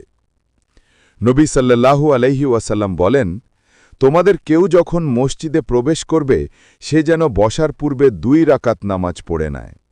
কিছু সংখ্যক লোক ব্যতীত কিয়ামতের পূর্ব মুহূর্তে মুসলমানেরা এই গুরুত্বপূর্ণ সুন্নাতটির উপর আমল ছেড়ে দিবে। নবী সাল্লাল্লাহু আলাইহি ওয়াসাল্লাম বলেন, কিয়ামতের আলামত হচ্ছে লোকেরা মসজিদের ভিতরে প্রবেশ করবে কিন্তু তাতে 2 রাকাত নামাজ পড়বে না। নতুন মাসের চাঁদ ওঠার সময় বড় হয়ে উদিত হবে। মাসের প্রথম দিন আমরা চাঁদকে একেবারে চিকন ও সরু অবস্থায় উঠতে দেখি, কিন্তু কিয়ামতের নিকটবর্তী সময়ে চাঁদ প্রথম দিনেই অনেক বড় হয়ে উদিত হবে। দেখে মনে হবে এটি 2 দিন বা 3 দিনের চাঁদ। নবী সাল্লাল্লাহু আলাইহি ওয়াসাল্লাম বলেন, কিয়ামত নিকটবর্তী হওয়ার আলামত হচ্ছে চন্দ্র মোটা হয়ে উদিত হবে। বলা হবে এটি 2 দিনের চাঁদ। প্রচুর বৃষ্টিপাত হবে, ফসল হবে না। নবী সাল্লাল্লাহু আলাইহি ওয়াসাল্লাম বলেন, লা তাকুমুস সাআতু হাত্তা ইউমতারান নাসু মাতারান লা তুকিন্নু মিনহু বুয়ুতুল মাদারি ওয়ালা তুকিন্নু মিনহু ইল্লা বুয়ুতুশ শাআরি। ততদিন কিয়ামত হবে না যতদিন না আকাশ থেকে প্রচুর বৃষ্টিপাত হবে। এতে মাটির তৈরি ঘরগুলো ভেঙে পড়বে এবং পশমের ঘরগুলো রক্ষা পাবে। তিনি আরও বলেন, লা তাকুমুস সাআতু হাত্তা ইউমতারান নাসু মাতারান আমান ওয়ালা তানবুতাল আরদু শাইয়া। ততদিন কিয়ামত হবে না যে পর্যন্ত না ব্যাপক বৃষ্টিপাত হবে, কিন্তু জমিনে কোনো ফসলই উৎপন্ন হবে না। স্বাভাবিক নিয়ম হল বৃষ্টির মাধ্যমে জমিনে ফসল উৎপন্ন হবে, কিন্তু কিয়ামতের পূর্বে স্বাভাবিক অবস্থা পরিবর্তন হয়ে যাবে। ফুরাত নদী থেকে স্বর্ণের পাহাড় বের হবে। কিয়ামতের অন্যতম আলামত হচ্ছে ফুরাত নদী থেকে একটি স্বর্ণের পাহাড় বের হবে। নবী সাল্লাল্লাহু আলাইহি ওয়াসাল্লাম বলেন, লা তাকুমুস সাআতু হাত্তা ইয়াহসারাল ফুরাতু আন জাবালিন মিন যাহাবিন ইয়াকতাতিলুন নাসু আলাইহি ফায়াকতালু মিন কুল্লি মিয়াতিন 99 ওয়া ইয়াকুলু কুল্লু রাজুলিন মিনহুম লাআল্লি আকুনু আনাল্লাযী আনজু। ততদিন পর্যন্ত কিয়ামত প্রতিষ্ঠিত হবে না যতদিন না ফুরাত নদী থেকে একটি স্বর্ণের পাহাড় বের হবে। মানুষেরা এটি দখল করার জন্যে যুদ্ধে লিপ্ত হবে। এই যুদ্ধে শতকরা 99 জনই নিহত হবে। তাদের প্রত্যেকেই বলবে, আমি এ যুদ্ধের রেহাই পাব এবং স্বর্ণের পাহাড়টি দখল করে নেব। তিনি আরও বলেন, ইউশিকুল ফুরাতু ইয়াহসিরু আন কানজিন মিন জাহাবিন ফামান হাদারাহু ফালা ইয়াখুজ মিনহু শাইয়া। অচিরেই ফুরাত নদী থেকে একটি স্বর্ণের গুপ্ত ধন বের হবে। সে সময় যে ব্যক্তি সেখানে উপস্থিত হবে সে যেন তা থেকে কোনো কিছুই গ্রহণ না করে। জড় পদার্থ এবং হিংস্র পশু মানুষের সাথে কথা বলবে। কিয়ামতের পূর্ব মুহূর্তে হিংস্র প্রাণী এবং জড় পদার্থ মানুষের সাথে কথা বলবে। আল্লাহ রব্বুল আলামিন মানুষকে কথা বলার শক্তি দিয়েছেন। তিনি অন্যান্য সৃষ্টিজীবকেও কথা বলার ক্ষমতা দিতে মোটেই অক্ষম নন। ইমাম আহমদ রহেমাহুল্লাহ আবু সাঈদ খুদরি রাদিয়াল্লাহ আনহু হতে বর্ণনা করেন, জনৈক রাখাল মাঠে ছাগল চড়াচ্ছিল। হঠাৎ একটি নেকড়ে বাঘ এসে একটি ছাগলের উপর আক্রমণ করল। রাখাল বাঘের পিছনে ধাওয়া করে ছাগলটি ছিনিয়ে আনল। বাঘটি একটি টিলার ওপর বসে বলতে লাগল, তুমি কি আল্লাহকে ভয় করো না? আল্লাহ আমাকে একটি রিজিক দিয়েছিলেন, আর তুমি তা ছিনিয়ে নিলে? রাখাল বলল, কি আশ্চর্য ব্যাপার! মানুষের ন্যায় বাঘও আমার সাথে কথা বলছে। বাঘ বলল, আমি কি তোমাকে এর চেয়ে আশ্চর্যজনক খবর দিব না? মাদিনায় মোহাম্মদ সাল্লাল্লাহু আলাইহি ওয়াসাল্লাম অতীতে যা ঘটেছে এবং আগামীতে যা ঘটবে তা সম্পর্কে মানুষকে সংবাদ দিচ্ছে। রাখালকার ছাগলের পাল নিয়ে মাদিনায় প্রবেশ করে ছাগলগুলো এক স্থানে রেখে রাসূল সাল্লাল্লাহু আলাইহি ওয়াসাল্লামের কাছে এসে ঘটনা খুলে বলল। এতক্ষণে নামাজের সময় হয়ে গেল। নামাজ শেষে রাসূল সাল্লাল্লাহু আলাইহি ওয়াসাল্লাম রাখালকে বললেন, তুমি সবার সামনে ঘটনা খুলে বলো। সে এ ঘটনা বর্ণনা শেষ করলে নবী সাল্লাল্লাহু আলাইহি ওয়াসাল্লাম বললেন, রাখাল সত্য কথা বলেছে। ওই আল্লাহর কসম যার হাতে আমার প্রাণ। ততদিন কিয়ামত সংঘটিত হবে না যতদিন না হিংস্র প্রাণী মানুষের সাথে কথা বলবে। মানুষ তার হাতের লাঠির সাথে কথা বলবে, পায়ের জুতার সাথে কথা বলবে, এমনকি ঘরের স্ত্রী তার স্বামীর অনুপস্থিতিতে কি করছে শরীরের অঙ্গপ্রত্যঙ্গ তাকে বলে দিবে। মুসনাদে আহমাদ ইমাম আলবানী সহি বলেছেন, সিলসিলায় সাহিহা হাদিস নং ১২২, ফিতনায় পতিত হয়ে মানুষ মৃত্যু কামনা করবে। নবী সাল্লাল্লাহু আলাইহি ওয়াসাল্লাম বলেন, লা তাকুমুস সাআতু হাত্তা ইয়ামুররার রাজুলু বিকবরির রাজুলি ফায়াকুলু ইয়া লাইতানি মাকানাহু। ততদিন কিয়ামত হবে না যতদিন না লোকেরা কবরের পাশ দিয়ে অতিক্রম করবে এবং বলবে, হায় আফসোস, আমি যদি এ কবরের অধিবাসী হতাম। তিনি আরও বলেন, ওই আল্লাহর শপথ যার হাতে আমার প্রাণ, ততদিন দুনিয়া ধ্বংস হবে না যতদিন না একজন লোক কবরের পাশ দিয়ে অতিক্রম করে তার উপর গড়াগড়ি করবে এবং বলবে, হায় আফসোস, আমি যদি এ কবরবাসীর স্থানে হতাম। ফিতনা ও মুসিবত সহ্য করতে না পেরেই সে এরূপ কথা বলবে। যখন ফিতনা বিস্তার লাভ করবে, পৃথিবীর অবস্থা পরিবর্তন হয়ে যাবে এবং ইসলামী শরীয়ত মিটে যাবে, তখন এ ধরনের পরিস্থিতি সৃষ্টি হবে। যদিও এখনও এ ধরনের পরিস্থিতি সৃষ্টি হয়নি, কিন্তু যেহেতু এ মর্মে সহিহ হাদিস বর্ণিত হয়েছে, তাই এটি অবশ্যই সংঘটিত হবে। আবদুল্লাহ ইবনে মাসুদ রাদিয়াল্লাহু আনহু বলেন, তোমাদের উপর এমন এক সময় আসবে তখন কেউ মৃত্যু বিক্রি হচ্ছে বলে জানতে পারলে মৃত্যু ক্রয় করে নেয়ার চেষ্টা করবে। বুখারী অধ্যায় কিতাবুল ফিতান, মুসলিম অধ্যায় কিতাবুল ফিতান। ফাইজুল কাদির 6-18, হাদিস নম্বর 814। কাতান গোত্র থেকে একজন সৎলোক বের হবেন। আখেরি জামানায় কাতান গোত্র থেকে একজন সৎলোক আগমন করবেন। মানুষ তার নেতৃত্বে ঐক্যবদ্ধ হয়ে তার আনুগত্য করবেন। নবী সাল্লাল্লাহু আলাইহি ওয়াসাল্লাম বলেন, লা তাকুমুস সাআতু হাত্তা ইয়াখরুজা রাজুলুন মিন কাহতানা ইয়াসুকুন নাসা বিআসাহু। ততদিন কিয়ামত হবে না যতদিন না কাহতান গোত্র থেকে একজন লোক বের হয়ে তার লাঠির মাধ্যমে লোকদেরকে পরিচালিত করবে। লাঠির মাধ্যমে জনগণকে পরিচালিত করার অর্থ হল আখেরি জামানায় তার রাজত্ব প্রতিষ্ঠিত হবে, মানুষ তার আনুগত্য করবেন, তিনি হবেন একজন সৎলোক। হাদিসের ভাষ্য থেকে বোঝা যায় তিনি কঠোর হবেন, তবে সকলের বিরুদ্ধে কঠোরতা করবেন না, অপরাধীদের বিরুদ্ধেই কেবল তিনি কঠিন হবেন। বুখারী অধ্যায় কিতাবুল ফিতান। আশরাতুস শাহ ইউসুফ আবদুল্লাহ আল ওয়াবিল, পৃষ্ঠা 287। প্রিয় শ্রোতাগণ, এতক্ষণ আমরা কেয়ামতের ছোট ছোট আলামত সমূহ সম্পর্কে গুরুত্বপূর্ণ কিছু আলোচনা শুনলাম। এগুলো ছিল কেবলমাত্র সেই লক্ষণগুলোর একটি, যা আমাদের কেয়ামতের নিকটবর্তী হওয়ার সতর্ক বার্তা দেয়। কিন্তু সামনে আছে আরও ভয়াবহ এবং বিস্ময়কর ঘটনাবলী, কেয়ামতের বড় বড় আলামতসমূহ। এই আলামতগুলো যখন প্রকাশ পেতে শুরু করবে তখন বুঝে নিতে হবে কেয়ামত আর খুব দূরে নয়। এখন আমরা প্রবেশ করছি আমাদের পরবর্তী অধ্যায়ে, কেয়ামতের বড় বড় আলামত পর্বে। ইমাম মাহাদির আগমন। সহিহ হাদিসের বিবরণ থেকে অবগত হওয়া যায় যে আখিরি জামানায় ইমাম মাহাদির আত্মপ্রকাশ কিয়ামতের সর্বপ্রথম বড় আলামত। তিনি আগমন করে এই উম্মাতের নেতৃত্বের দায়িত্বভার গ্রহণ করবেন, ইসলাম ধর্মকে সংস্কার করবেন এবং ইসলামী শরিয়াতের মাধ্যমে বিচার ফয়সালা করবেন। পৃথিবী হতে জুলুম নির্যাতন দূর করে ন্যায় ইনসাফ দ্বারা তা ভরে দিবেন। উম্মতে মোহাম্মদী তার আমলে বিরাট কল্যাণের ভিতর থাকবে। ইমাম ইবন কাসির রাহিমাহুল্লাহ বলেন, তখন ফল ফলাদিতে প্রচুর বরকত হবে, মানুষের সম্পদ বৃদ্ধি পাবে, ইসলাম বিজয়ী হবে, ইসলামের শত্রুরা পরাজিত হবে এবং সকল প্রকার কল্যাণ বিরাজ করবে। ইমাম মাহাদির পরিচয়। তার নাম হবে আমাদের নবী সাল্লাল্লাহু আলাইহি ওয়াসাল্লামের নামের মতোই এবং তার পিতার নাম হবে আমাদের নবী সাল্লাল্লাহু আলাইহি ওয়াসাল্লামের পিতার নামের মতোই। তিনি হবেন হাসান বিন আলী রাদিয়াল্লাহু আনহুর বংশ থেকে। ইবনে কাসির রাহিমাহুল্লাহ বলেন, তিনি হলেন মোহাম্মদ বিন আবদুল্লাহ আল ফাতেমি আল হাসানি। তার আগমনের স্থান। তিনি পূর্বের কোনো একটি অঞ্চল থেকে প্রকাশিত হবেন, তবে পূর্ব দিক বলতে মদ্দিনা মুনাওয়ারা হতে পূর্বের দিক বোঝানো হয়েছে।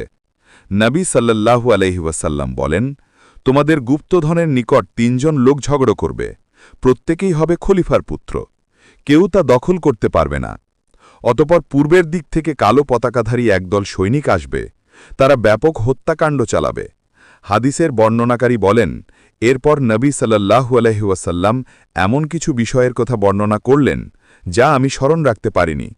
তোমরা যখন তাদেরকে দেখতে পাবে তখন তাদের নেতার হাতে বায়াত করবে, যদিও বরফের উপর হামাগুড়ি দিয়ে উপস্থিত হতে হয়, কেননা তিনি হলেন আল্লাহর খালিফা মাহদী। ইমাম ইবন কাসির রাহিমাহুল্লাহ বলেন, উল্লেখিত হাদিসে যে ধনভাণ্ডারের কথা বলা হয়েছে তা হল কাবা ঘরের ধনভাণ্ডার।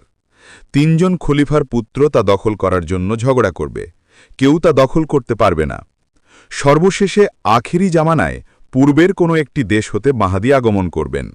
মূর্খ শিয়ারা সামেরার গর্ত হতে ইমান মাহাদি বের হওয়ার যে দাবি করে তা সম্পূর্ণ মিথ্যা। তারা আরও দাবি করে যে তিনি গর্তের মাঝে লুকায়িত আছেন। শিয়াদের একটি দল প্রতিদিন সে গর্তের কাছে দাঁড়িয়ে অপেক্ষা করে। এ ধরনের আরও অনেক হাস্যকর কাল্পনিক ঘটনা বর্ণিত আছে। এই সমস্ত কথার পক্ষে কোনো দলিল নেই, বরং কুরআন, হাদিস এবং বিবেক বহির্ভূত কথা। তিনি আরও বলেন, পূর্বাঞ্চলের লোকেরা তাকে সাহায্য করবেন এবং তার শাসনকে সমর্থন করবেন। তারা কালো পতাকাধারী হবেন। মোট কথা, আখেরি জামানায় পূর্বদেশ হতে তার বের হওয়া সত্য। কাবাঘরের পাশে তার জন্য বায়াত করা হবে। মাহাদি আগমনের দলিলসমূহ। ইমাম মাহাদির আগমনের ব্যাপারে অনেক সহি হাদিস রয়েছে।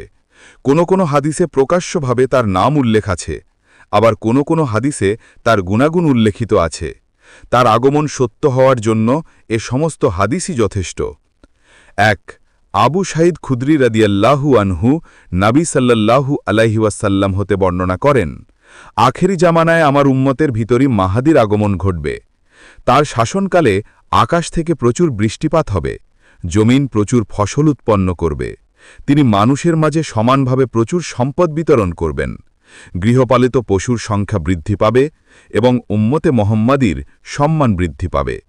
তিনি 7 বছর কিংবা 8 বছর জীবিত থাকবেন। আবু সাঈদ খুদরি রাদিয়াল্লাহু আনহু হতে আরও বর্ণিত আছে, নবী সাল্লাল্লাহু আলাইহি ওয়াসাল্লাম বলেন, আমি তোমাদেরকে মাহাদির আগমন সম্পর্কে সুসংবাদ দিচ্ছি। মানুষ যখন মতবিরোধে লিপ্ত হবে তখন তিনি প্রেরিত হবেন। পৃথিবী হতে জুলুম নির্যাতন দূর করে ন্যায় ইনসাফ দ্বারা তা ভরে দিবেন। আসমান ও জমিনের সকল অধিবাসী তার উপর সন্তুষ্ট হবেন। তিনি মানুষের মাঝে সমানভাবে প্রচুর সম্পদ বিতরণ করবেন। নবী সাল্লাল্লাহু আলাইহি ওয়াসাল্লাম বলেন, মাহাদি আসবেন আমার বংশ হতে। তার কপাল হবে উজ্জ্বল এবং নাক হবে উঁচু। পৃথিবী হতে জুলুম নির্যাতন দূর করে দিয়ে ন্যায় ইনসাফ দ্বারা তা ভরে দিবেন। তিনি 7 বছর পর্যন্ত রাজত্ব করবেন।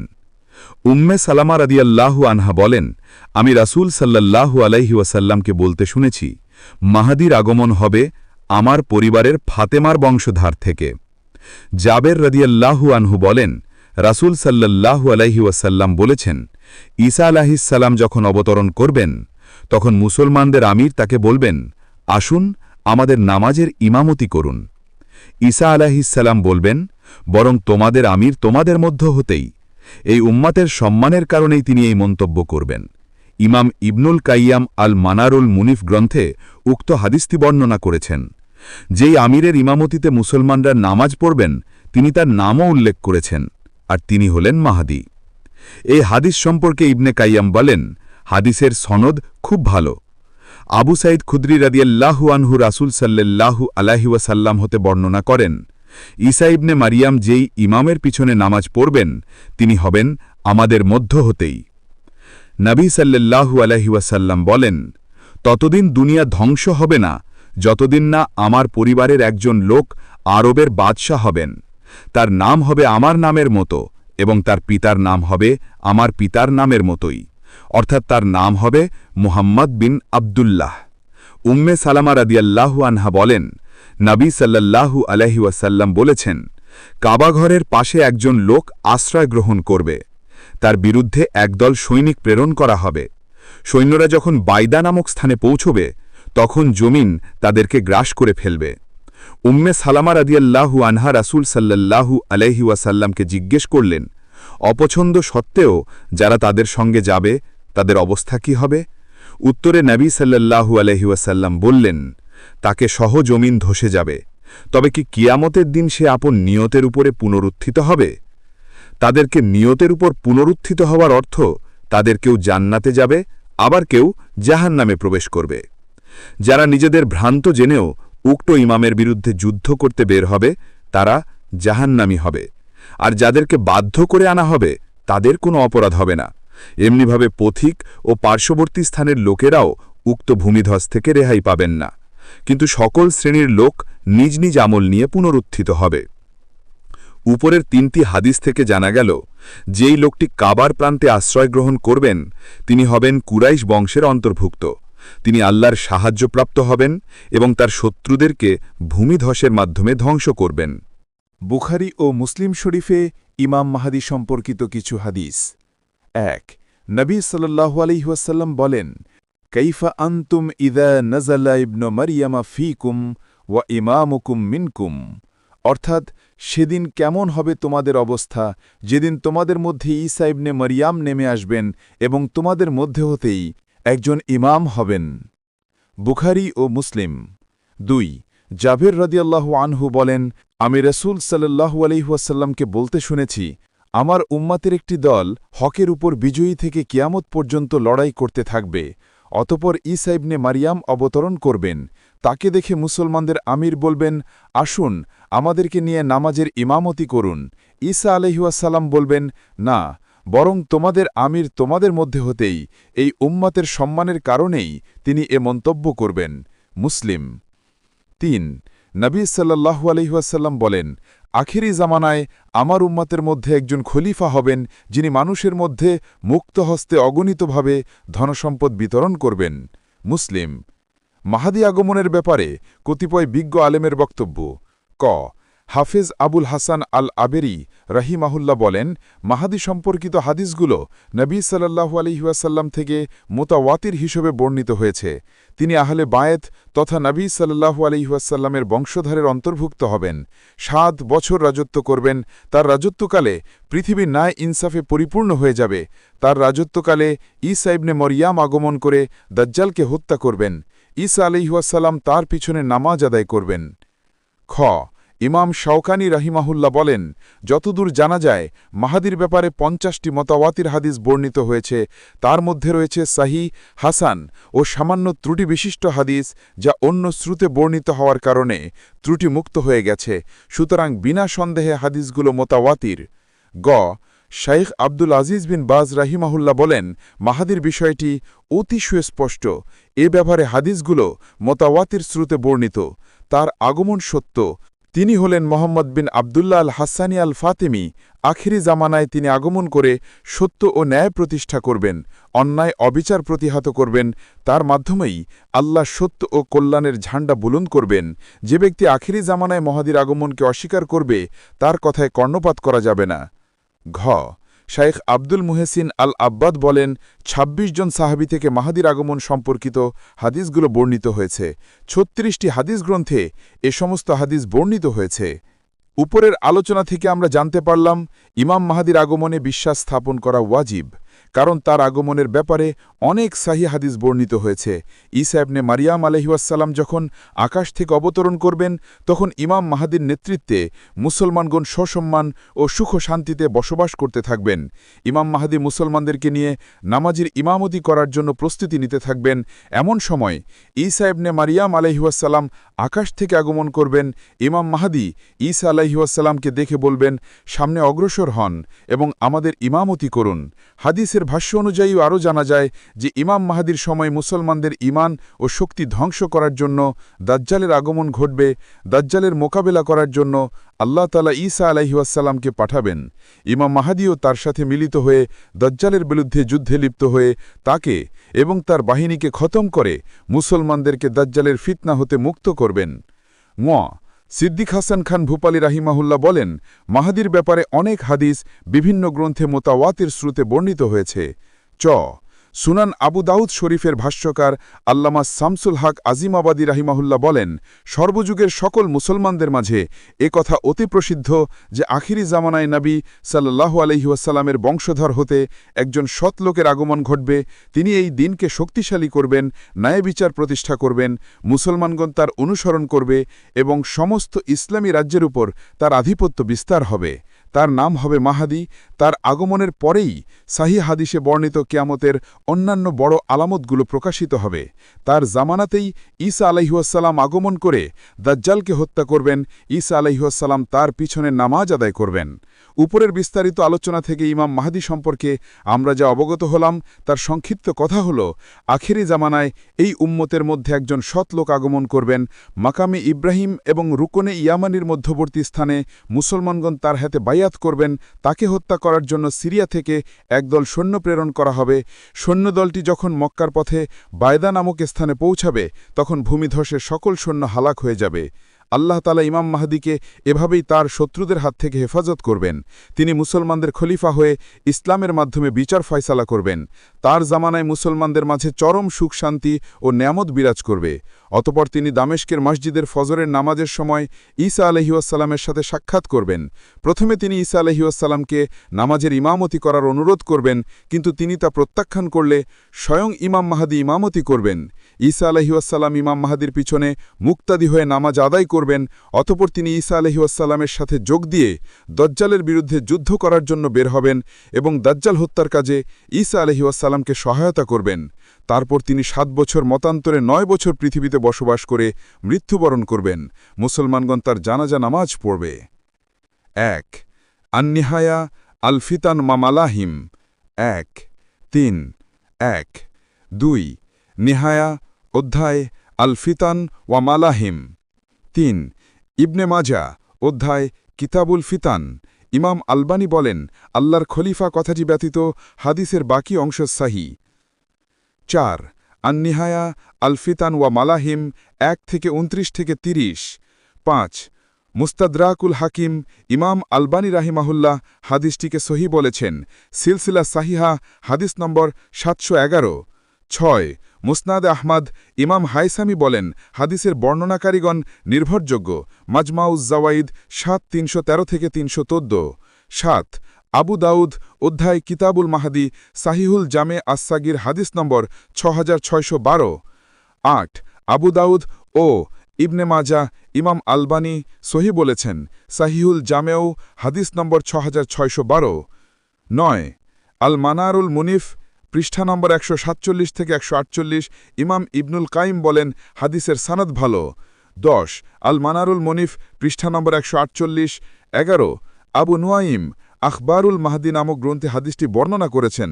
সাহিহুল জামিয়া সাগির হাদিস নম্বর ৫৭৯৬। ১২ মুসনাদে আহমদ সাহিহুল জামিয়া সাগির হাদিস নম্বর ৫১৮০। ১৩ মুসলিম অধ্যায় কিতাবুল ফিতান। ১৪ মুসলিম অধ্যায় কিতাবুল ফিতান।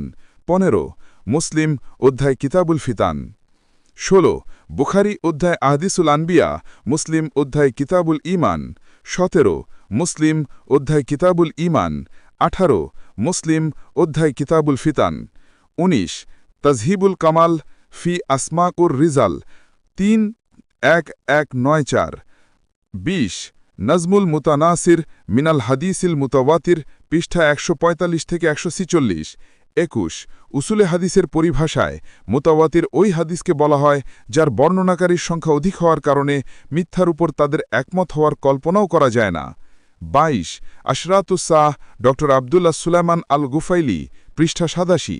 ২৩ আর রদ্দ আলামান কাজ্জাবাবিল আহাদিসি সাহিহা আল ওয়ারিদা ফিল মাহদি পৃষ্ঠা ৮১। ২৪ আল ইজাআতু লিমা কানা ওয়ামা ইয়াকুনু বাইনা ইয়াদাই সাহ পৃষ্ঠা ১১২। দাজ্জালের আগমন। আখেরি জামানায় কিয়ামতের নিকটবর্তী সময়ে মিথ্যুক দাজ্জালের আবির্ভাব ঘটবে। দাজ্জালের আগমন কিয়ামত নিকটবর্তী হওয়ার সবচেয়ে বড় আলামত। মানব জাতির জন্যে দাজ্জালের চেয়ে অধিক বড় বিপদ আর নেই। বিশেষ করে সেই সময়ে যে সমস্ত মুমিন জীবিত থাকবে তাদের জন্যে ঈমান নিয়ে টিকে থাকা অত্যন্ত কঠিন হয়ে পড়বে। সমস্ত নবী আপন উম্মতকে দাজ্জালের ভয় দেখিয়েছেন। আমাদের নবী সাল্লাল্লাহু আলাইহি ওয়াসাল্লামও দাজ্জালের ফিতনা থেকে সতর্ক করেছেন এবং তার অনিষ্ট থেকে বাঁচার উপায়ও বলে দিয়েছেন। ইবনে ওমর রাদিয়াল্লাহু আনহু নবী সাল্লাল্লাহু আলাইহি ওয়াসাল্লাম হতে বর্ণনা করেন, কামা রাসূলুল্লাহি সাল্লাল্লাহু আলাইহি ওয়াসাল্লাম ফিন নাসি فأصنع على الله بما هو أهله ثم ذكر الدجال فقال إني لأنذركموه وما من نبي إلا وقد أنذره قومه ولكني سأقول لكم فيه قولا لم يقله نبي لقومه إنه أعور وإن الله ليس بأعور একদা নবী সাল্লাল্লাহু আলাইহি ওয়াসাল্লাম দাঁড়িয়ে আল্লাহর যথাযোগ্য প্রশংসা করলেন। অতঃপর দজ্জালের আলোচনা করতে গিয়ে বললেন, আমি তোমাদেরকে তার ফিতনা থেকে সাবধান করছি। সকল নবী তার উম্মতকে দজ্জালের ভয় দেখিয়েছেন, কিন্তু আমি তোমাদের কাছে দজ্জালের একটি পরিচয়ের কথা বলবো যা কোনো নবী তার উম্মতকে বলেন নাই। তা হল দজ্জাল অন্ধ হবে, আর আমাদের মহান আল্লাহ অন্ধ নন।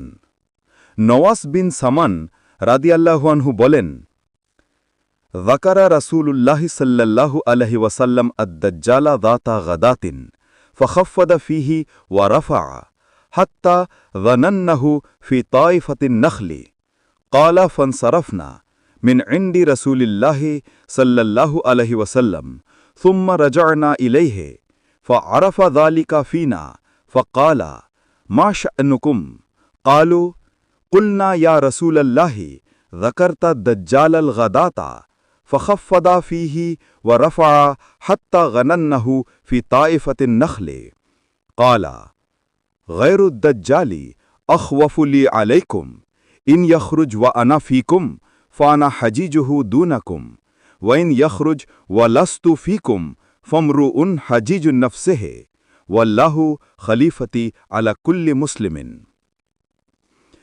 একদা রাসূল সাল্লাল্লাহু আলাইহি ওয়াসাল্লাম সকালবেলা আমাদের কাছে দজ্জালের বর্ণনা করলেন। তিনি তার ফিতনাকে খুব বড় করে তুলে ধরলেন। বর্ণনা শুনে আমরা মনে করলাম নিকটস্থ খেজুরের বাগানের পাশেই হয়তো সে অবস্থান করছে। আমরা রাসূল সাল্লাল্লাহু আলাইহি ওয়াসাল্লামের নিকট থেকে চলে গেলাম। কিছুক্ষণ পর আমরা আবার তার কাছে গেলাম। এবার তিনি আমাদের অবস্থা বুঝে জিজ্ঞেস করলেন, তোমাদের কি হলো? আমরা বললাম, হে আল্লাহর রাসূল, আপনি যেভাবে দাজ্জালের আলোচনা করেছেন তা শুনে আমরা ভাবলাম হতে পারে সে খেজুরের বাগানের ভিতরেই রয়েছে।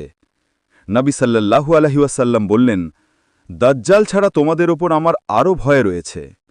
আমি তোমাদের মাঝে জীবিত থাকতেই যদি দাজ্জাল আগমন করে তাহলে তোমাদেরকে ছাড়া আমি একাই তার বিরুদ্ধে ঝগড়া করব, আর আমি চলে গেলে যদি সে আগমন করে তাহলে প্রত্যেক ব্যক্তি নিজেকে হেফাজত করবে, আর আমি চলে গেলে আল্লাহই প্রতিটি মুসলিমকে হেফাজতকারী হিসাবে যথেষ্ট। দাজ্জালের আগমনের সময় মুসলমানদের অবস্থা। দাজ্জালের আগমনের পূর্ব মুহূর্তে মুসলমানদের অবস্থা খুব ভালো থাকবে। তারা পৃথিবীতে শক্তিশালী এবং বিজয়ী থাকবে। সম্ভবত এই শক্তির পতন ঘটানোর জন্যই দাজ্জালের আবির্ভাব ঘটবে। দাজ্জালের পরিচয়। দাজ্জাল মানব জাতিরই একজন হবে। মুসলমানদের কাছে তার পরিচয় তুলে ধরার জন্যে এবং তার ফিতনা থেকে তাদেরকে সতর্ক করার জন্যে নবী সাল্লাল্লাহু আলাইহি ওয়াসাল্লাম তার পরিচয় বিস্তারিতভাবে বর্ণনা করেছেন। মুমিন বান্ধাগণ তাকে দেখে সহজেই চিনতে পারবে এবং তার ফিতনা থেকে নিরাপদে থাকবে। নবী সাল্লাল্লাহু আলাইহি ওয়াসাল্লাম তার যে সমস্ত পরিচয় উল্লেখ করেছেন মুমিনগণ তা পূর্ণ অবগত থাকবে। দাজ্জাল অন্যান্য মানুষের তুলনায় স্বাতন্ত্র্য বৈশিষ্ট্যের অধিকারী হবে। জাহেল, মূর্খ এবং হতভাগ্য ব্যতীত কেউ দাজ্জালের ধোঁকায় পড়বে না। নবী সাল্লাল্লাহু আলাইহি ওয়াসাল্লাম দাজ্জালকে স্বপ্নে দেখে তার শারীরিক গঠনের বর্ণনাও প্রদান করেছেন। তিনি বলেন, দাজ্জাল হবে বৃহদাকার একজন যুবক পুরুষ। শরীরের রং হবে লাল, বেটে, মাথার চুর হবে কোঁকড়া, কপাল হবে উঁচু, বক্ষ হবে প্রশস্ত, চক্ষু হবে টেড়া এবং আঙুর ফলের মতো উঁচু।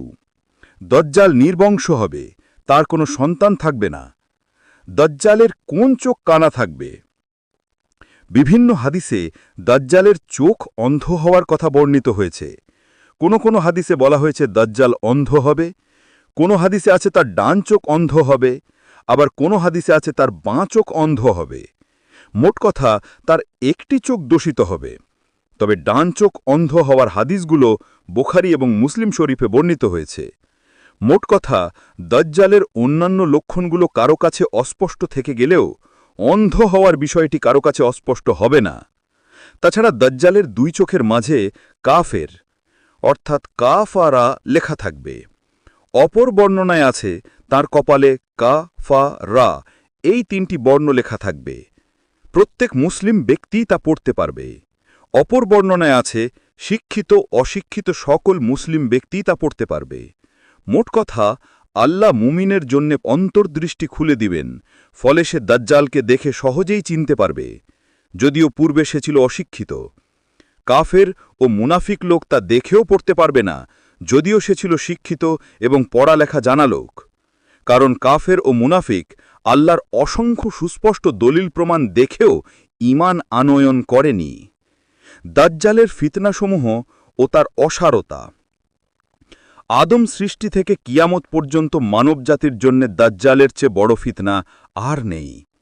সে এমন অলৌকিক বিষয় দেখাবে যা দেখে মানুষ দিশেহারা হয়ে পড়বে। দাজ্জাল নিজেকে রব বা আল্লাহ হিসাবে দাবি করবে। তার দাবির পক্ষে এমন কিছু প্রমাণ উপস্থাপন করবে যা সম্পর্কে নবী সাল্লাল্লাহু আলাইহি ওয়াসাল্লাম আগেই সতর্ক করেছেন। মুমিন বান্ধাগণ এগুলো দেখে মিথ্যুক দাজ্জালকে সহজেই চিনতে পারবে এবং আল্লাহর প্রতি তাদের ঈমান আরও বৃদ্ধি পাবে।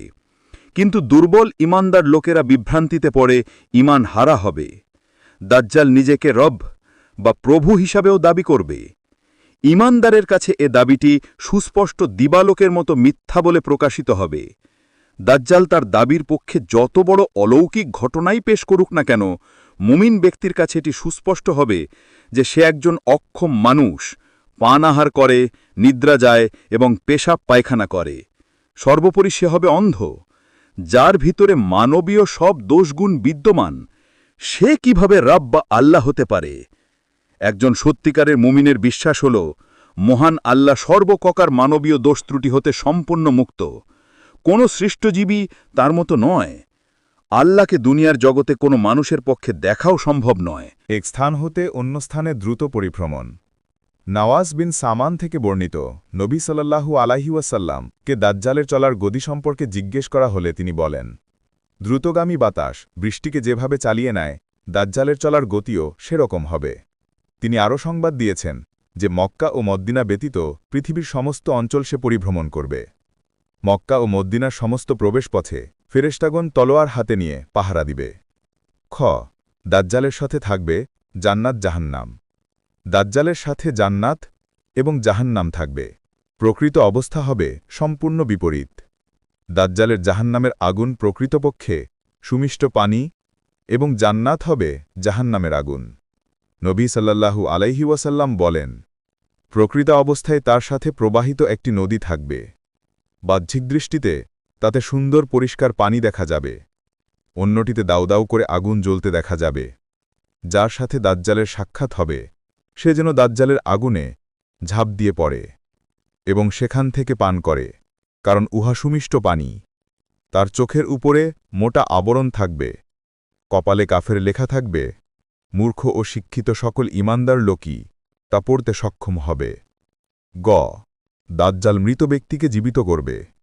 দাজ্জাল তার কার্যকলাপে শয়তানের সহযোগিতা নিবে। শয়তান কেবল মিথ্যা ও গুমরাহি এবং কুফুরি কাজেই সাহায্য করে থাকে। নবী সাল্লাল্লাহু আলাইহি ওয়াসাল্লাম বলেন, দাজ্জাল মানুষের কাছে গিয়ে বলবে, আমি যদি তোমার মৃত পিতামাতাকে জীবিত করে দেখাই, তাহলে কি তুমি আমাকে প্রভু হিসেবে মানবে? সে বলবে, অবশ্যই মানব। এ সুযোগে শয়তান তার পিতামাতার আকৃতি ধরে সন্তানকে বলবে, হে সন্তান, তুমি তার অনুসরণ করো, সে তোমার প্রতিপালক। হে আল্লাহ, আমরা আপনার কাছে দাজ্জালের ফিতনা থেকে আশ্রয় চাই। ঘ, জড়পদার্থ ও পশুরাও দাজ্জালের ডাকে সাড়া দিবে। দাজ্জালের ফিতনার মাধ্যমে আল্লাহ তার বান্দাদেরকে পরীক্ষা করবেন। দাজ্জাল আকাশকে আদেশ দিবে বৃষ্টি বর্ষণের জন্য। আকাশ তার আদেশে বৃষ্টি বর্ষণ করবে। জমিনকে ফসল উৎপন্ন করতে বলবে, জমিন ফসল উৎপন্ন করবে। চতুষ্পদ জন্তু জাতিকে ডাক দিলে তারা দাজ্জালের ডাকে সাড়া দিবে। ধ্বংসপ্রাপ্ত ঘরবাড়িকে তার নিচে লুকায়িত গুপ্তধন বের করতে বলবে। নবী সাল্লাল্লাহু আলাইহি ওয়াসাল্লাম বলেন, দাজ্জাল এক জনসমাজে গিয়ে মানুষকে তার প্রতি ঈমান আনয়নের আহ্বান জানাবে। এতে তারা ঈমান আনবে দাজ্জাল তাদের উপর বৃষ্টি বর্ষণ করার জন্য আকাশকে আদেশ দিবে। আকাশ বৃষ্টি বর্ষণ করবে, জমিন ফসল উৎপন্ন করবে এবং তাদের পশুপাল ও চতুষ্পদ জন্তুগুলো অধিক মোটা তাজা হবে এবং পূর্বের তুলনায় বেশি দুধ প্রদান করবে। অতপর অন্য একটি জনসমাজে গিয়ে মানুষকে তার প্রতি ঈমান আনয়নের আহ্বান জানাবে। লোকেরা তার কথা প্রত্যাখ্যান করবে। দাজ্জাল তাদের নিকট থেকে ব্যর্থ হয়ে ফিরত যাবে। এতে তারা চরম অভাবে পড়বে, তাদের ক্ষেত খামারে চরম ফসলহানি দেখা দিবে। দাজ্জাল পরিত্যক্ত ভূমিকে তার নিচে লুকায়িত গুপ্তধন বের করতে বলবে। গুপ্তধনগুলো বের হয়ে মৌমাছির দলের ন্যায় তার পিছে পিছে চলতে থাকবে। দাজ্জাল একজন মুমিন যুবককে হত্যা করে পুনরায় জীবিত করবে। নবী সাল্লাল্লাহু আলাইহি ওয়াসাল্লাম বলেন, দাজ্জাল বের হয়ে মদ্দিনার দিকে অগ্রসর হবে। যেহুদি মদ্দিনায় দাজ্জালের প্রবেশ নিষেধ, তাই সে মদ্দিনার নিকটবর্তী একটি স্থানে অবস্থান করবে। তার কাছে একজন মুমিন লোক গমন করবেন, তিনি হবেন ওই জামানার সর্বোত্তম মুমিন। দাজ্জালকে দেখে তিনি বলবেন, আমি সাক্ষ্য দিচ্ছি যে তুমি সেই দাজ্জাল, যার সম্পর্কে রসুল সাল্লাল্লাহু আলাইহি ওয়াসাল্লাম আমাদেরকে সাবধান করেছেন। তখন দাজ্জাল উপস্থিত মানুষকে লক্ষ্য করে বলবে, আমি যদি একে হত্যা করে জীবিত করতে পারি, তাহলে কি তোমরা আমার ব্যাপারে কোনো সন্দেহ পোষণ করবে? লোকেরা বলবে, না। অতপর সে উক্ত মুমিনকে হত্যা করে পুনরায় জীবিত করবে।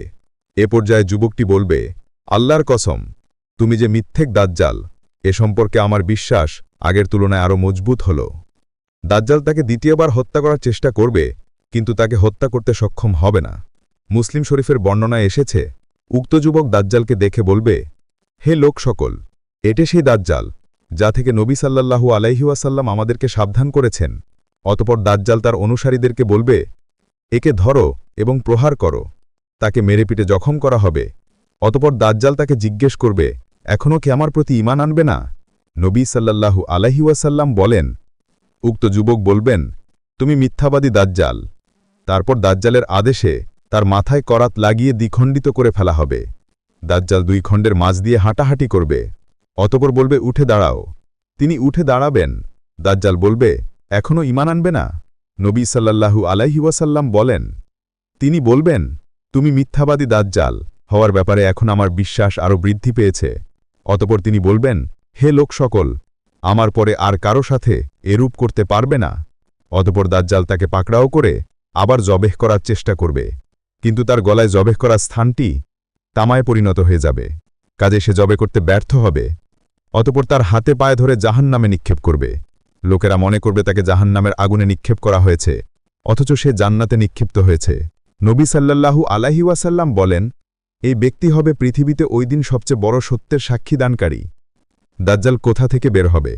দাজ্জাল বের হওয়ার স্থান সম্পর্কেও নবী সাল্লাল্লাহু আলাইহি ওয়াসাল্লাম বর্ণনা দিয়েছেন। সে পূর্ব দিকের পারস্য দেশ থেকে বের হবে।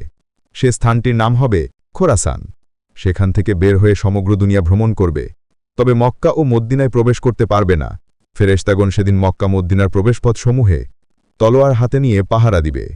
নবী সাল্লাল্লাহু আলাইহি ওয়াসাল্লাম বলেন, পূর্বের কোনো একটি দেশ থেকে দাজ্জালের আবির্ভাব ঘটবে, যার বর্তমান নাম হচ্ছে খোরাসান।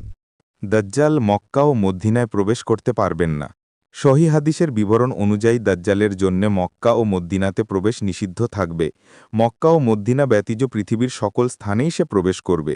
ফাতিমা বিনতে কায়েস রাদিয়াল্লাহু আনহা কর্তৃক বর্ণিত দাজ্জালের হাদিসে এসেছে, অতঃপর দাজ্জাল বলল, আমি হলাম দাজ্জাল, অচিরেই আমাকে বের হবার অনুমতি দেয়া হবে। আমি বের হয়ে 40 দিনের ভিতরে পৃথিবীর সমস্ত দেশ ভ্রমণ করব, তবে মক্কা মদ্দিনায় প্রবেশ করা আমার জন্য নিষিদ্ধ থাকবে। যখনই আমি মক্কা বা মদ্দিনায় প্রবেশ করতে চাইব, তখনই কোষমুক্ত তলোয়ার হাতে নিয়ে ফেরেশতাগণ আমাকে তাড়া করবে। মক্কা মদ্দিনার প্রতিটি প্রবেশপথে ফেরেশতাগণ পাহারা দিবে। সে সময় মদ্দিনা শরীফ 3 বার কেঁপে উঠবে এবং প্রত্যেক মুনাফেক এবং কাফেরকে বের করে দিবে। যারা দাজ্জালের নিকট যাবে এবং তার ফিতনায় পড়বে, তাদের অধিকাংশই হবে মহিলা। দাজ্জালের ফিতনা থেকে বাঁচানোর জন্য পুরুষেরা তাদের স্ত্রী, মা, বোন, কন্যা, ফুপু এবং অন্যান্য স্বজন মহিলাদেরকে রশি দিয়ে বেঁধে রাখবে। দাজ্জাল পৃথিবীতে কতদিন থাকবে? সাহাবীগণ রাসূল সাল্লাল্লাহু আলাইহি ওয়াসাল্লামকে জিজ্ঞেস করেছেন, দাজ্জাল পৃথিবীতে কতদিন অবস্থান করবে? উত্তরে তিনি বলেছেন, সে 40 দিন অবস্থান করবে। প্রথম দিনটি হবে 1 বছরের মতো লম্বা, দ্বিতীয় দিনটি হবে 1 মাসের মতো, তৃতীয় দিনটি হবে 1 সপ্তাহের মতো, আর বাকি দিনগুলো দুনিয়ার স্বাভাবিক দিনের মতোই হবে। আমরা বললাম, যে দিনটি 1 বছরের মতো দীর্ঘ হবে সেদিন কি একদিনের নামাজই যথেষ্ট হবে? উত্তরে তিনি বললেন, না, বরং তোমরা অনুমান করে সময় নির্ধারণ করে নামাজ পড়বে। কারা দাজ্জালের অনুসারী হবে? দাজ্জালের অধিকাংশ অনুসারী হবে ইহুদি, তুর্কি এবং অনারব লোক। তাদের অধিকাংশই হবে গ্রাম্য, মূর্খ এবং মহিলা। ইহুদিরা মিথ্যুক কানা দাজ্জালের অপেক্ষায় রয়েছে। তাদের বিশ্বাস অনুযায়ী দাজ্জাল হবে তাদের বাদশাহ। তার নেতৃত্বে তারা বিশ্ব পরিচালনা করবে। নবী সাল্লাল্লাহু আলাইহি ওয়াসাল্লাম বলেন, দাজ্জালের অধিকাংশ অনুসারী হবে ইহুদি এবং মহিলা। তিনি আরও বলেন, ইস্পাহানের ৭০,০০০ ইহুদি দাজ্জালের অনুসরণ করবে। তাদের সবার পরনে থাকবে সেলাইবিহীন চাদর। গ্রাম্য অশিক্ষিত লোকেরা মূর্খতার কারণে এবং দাজ্জালের পরিচয় সম্পর্কে তাদের জ্ঞান না থাকার কারণে দাজ্জালের অলৌকিক ক্ষমতা দেখে তারা ফিতনায় পড়বে। মহিলাদের ব্যাপারটিও অনুরূপ। তারা সহজেই যে কোনো জিনিস দেখে প্রভাবিত হয়ে থাকে। দাজ্জালের ফিতনা থেকে বাঁচার উপায়। নবী সাল্লাল্লাহু আলাইহি ওয়াসাল্লাম দাজ্জালের ফিতনা হইতে রেহাই পাবার উপায়ও বলে দিয়েছেন। তিনি উম্মতকে একটি সুস্পষ্ট দিনের উপর রেখে গেছেন। সকল কল্যাণের পথ প্রদর্শন করেছেন এবং সকল অকল্যাণের পথ হইতে সতর্ক করেছেন।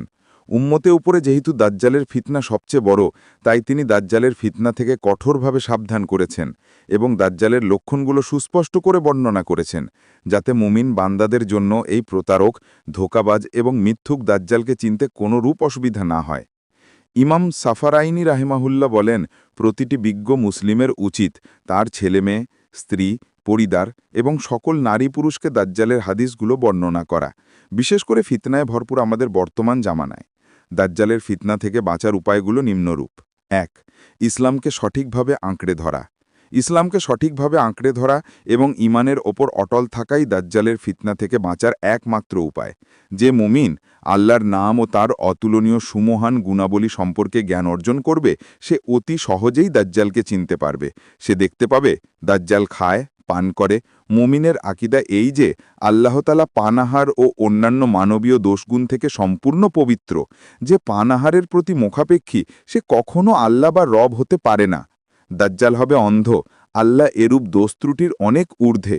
আল্লাহর গুণাবলী সম্পর্কে সুস্পষ্ট ধারণার অধিকারী মুমিনগণের মনে প্রশ্ন জাগবে যে নিজের দোষ থেকে মুক্ত হতে পারে না, সে কিভাবে প্রভু হতে পারে। মুমিনের আকিদা এই যে আল্লাহকে দুনিয়ার জীবনে দেখা সম্ভব নয়, অথচ মিথ্যুক দজ্জালকে মুমিন কাফের সবাই দুনিয়াতে দেখতে পাবে। ২. দজ্জালের ফিতনা থেকে আশ্রয় প্রার্থনা করা। আয়েশা রাদিয়াল্লাহু আনহা বলেন, আমি নবী সাল্লাল্লাহু আলাইহি ওয়াসাল্লামকে নামাজের ভিতরে দজ্জালের ফিতনা থেকে আশ্রয় চাইতে শুনেছি। তিনি নামাজের শেষ তাশাহুদে বলতেন, আল্লাহুম্মা ইন্নী আউযুবিকা মিন আযাবিল কবরে ওয়া মিন আযাবিন নারে ওয়া মিন ফিতনাতিল মাহিয়া ওয়াল মামাতে ওয়া মিন ফিতনাতিল মাসিহিদ দাজ্জাল।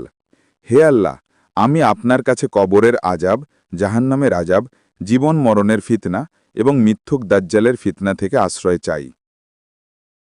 ৩. দাজ্জাল থেকে দূরে থাকা। নবী সাল্লাল্লাহু আলাইহি ওয়াসাল্লাম দাজ্জালের নিকট যেতে নিষেধ করেছেন, কারণ সে এমন একজনের কাছে আসবে যে নিজেকে ঈমানদার মনে করবে। দাজ্জালের কাজকর্ম দেখে সে বিভ্রান্তিতে পড়ে ঈমান হারা হয়ে তার অনুসারী হয়ে যাবে। মুমিনের জন্য উত্তম হলো সম্ভব হলে সে সময় মদ্দিনা অথবা মক্কায় বসবাস করার চেষ্টা করা, কারণ দাজ্জাল তথায় প্রবেশ করতে পারবে না। নবী সাল্লাল্লাহু আলাইহি ওয়াসাল্লাম বলেন, যে ব্যক্তি দাজ্জাল বের হবার কথা শুনবে সে তার কাছে যেন না যায়। আল্লাহর কসম, এমন একজন লোক দাজ্জালের নিকটে যাবে যে নিজেকে ঈমানদার মনে করবে, অতঃপর সে দাজ্জালের সাথে প্রেরিত সন্দেহময় জিনিসগুলো ও তার কাজকর্ম দেখে বিভ্রান্তিতে পড়ে ঈমান হারা হয়ে তার অনুসারী হয়ে যাবে। হে আল্লাহ, আমরা আপনার কাছে দাজ্জালের ফিতনা থেকে আশ্রয় চাই। ৪. সূরা কাহাফ পাঠ করা। নবী সাল্লাল্লাহু আলাইহি ওয়াসাল্লাম দাজ্জালের ফিতনার সম্মুখীন হলে মুমিনদেরকে সূরা কাহাফ মুখস্থ করতে এবং তা পাঠ করতে আদেশ করেছেন। তিনি বলেন, যে ব্যক্তি সূরা কাহাফের প্রথম 10টি আয়াত মুখস্থ করবে সে দাজ্জালের ফিতনা হইতে হেফাজতে থাকবে। সূরা কাহাফ পাঠের নির্দেশ সম্ভবত এই কারণে হতে পারে যে এই সূরায় আল্লাহতালা বিস্ময়কর বড় বড় কয়েকটি ঘটনা বর্ণনা করেছেন।